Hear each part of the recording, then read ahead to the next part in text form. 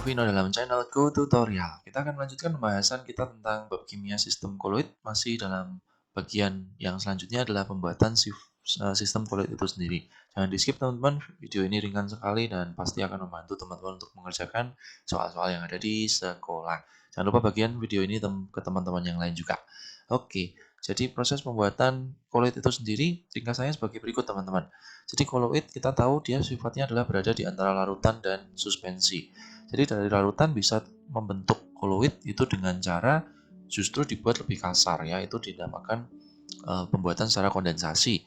Kemudian kalau dari suspensi ke koloid itu justru dia dihaluskan, itu dibuat dengan prinsip yang namanya dispersi. Nah ini nanti ada macam-macam, kita akan bahas satu persatu.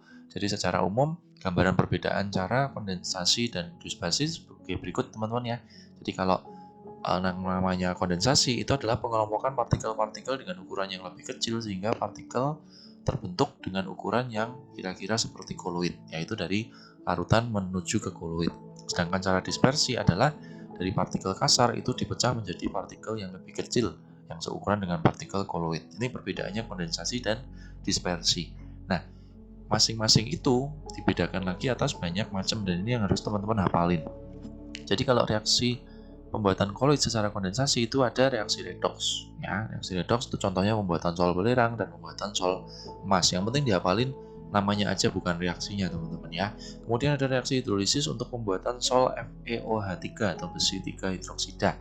Kemudian ada reaksi dekomposisi rangkap itu misalkan pembuatan sol AS2S3 dan pembuatan sol AgCl. Dan kemudian pergantian pelarut misalkan penambahan alkohol dalam larutan jenuh kalsium asetat ya, seperti itu. Ini beberapa contoh pembuatan koloid dengan cara kondensasi. Dan kemudian kalau pembuatan koloid dengan cara dispersi itu dibedakan atas cara mekanik, misalkan pembuatan sol belerang yang dibuat dengan menggerus serbuk belerang bersama-sama dengan zat inert yang kemudian dicampur dengan air. Ada juga cara peptisasi, misalkan agar-agar itu dipeptisasi dengan air, nitroselulosa dipeptisasi oleh aseton, dan endapan NiS dipeptisasi oleh H2S. Kemudian ada cara Bossor-Bredig, atau misalkan membuat sol dengan menggunakan loncatan listrik. Dan kemudian ada juga cara koloid asosiasi atau homogenisasi, misalkan penggabungan gugus hidrofil dan hidrofob dalam suatu senyawa. Ya ini beberapa pembuatan koloid dengan cara dispersi tinggal dihafalkan. Nah dari situ juga kita melihat ada masalah satu pembedaan yaitu koloid liofil dan liofob ya. Jadi tadi sudah ada hidrofil dan hidrofob, itu bedanya cuman kalau hidro itu adalah unsur airnya. Jadi kalau di sini saya gambarkan yang namanya liofil itu adalah suka dengan mediumnya atau bisa membaur dengan mediumnya. Sedangkan kalau liofob itu tidak bisa membaur dengan mediumnya. Ya, saya berikan contoh misalkan yang liofil itu misalnya sabun, deterjen, kanji. Tapi kalau liofob itu dispersi emas dan belerang dalam air itu akan tampak keduanya itu masih berupa fase yang berbeda seperti itu. Nah, antara liofil dan liofob itu punya sifat-sifat masing-masing dan ini bisa dibedakan dengan beberapa unsur-unsur ini. Jadi pembuatannya untuk liofil itu dibuat dengan mencampurkan fase terdispersi dengan medium pendispersinya, sedangkan kalau liofob itu tidak dapat dibuat langsung dengan mencampurkan fase terdispersi dengan pendispersinya.